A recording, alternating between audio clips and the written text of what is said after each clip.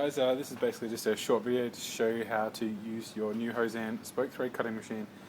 So what I've done already is I've cut down the spoke and chamfered the end of the spoke. It's pretty important to do that so the cutter guide actually feeds into it evenly. So what we're going to do is basically set up this little guide here. What you want to do is start by having the actual cutting head all the way back into the slider. Slide your spoke up to the cutting head. Doesn't have to jam in there, just somewhere close to it. Tighten up your wing nut.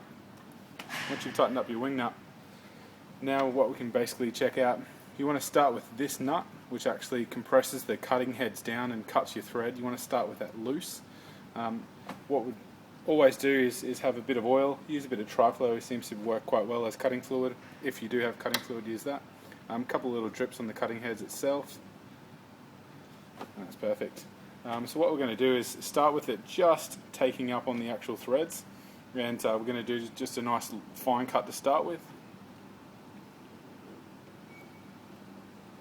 As you're cutting along, get to desired length of how far you actually want to go along.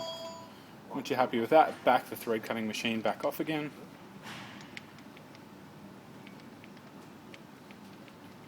Once you've done that, you can check that you've actually done your cut and you've got enough actual spoke purchase on there. If you don't, then actually go again, keep going with that same cut, wind it on to that little bit further, and then come back again.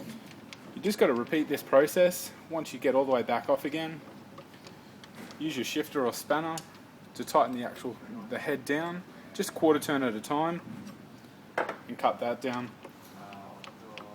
Once you've cut it all the way across the spoke heads, remove the spoke, check it with a spoke nipple and make sure it's actually got a nice clean cut thread on it and it's not damaged, and that's it. That's your spoke cutting process.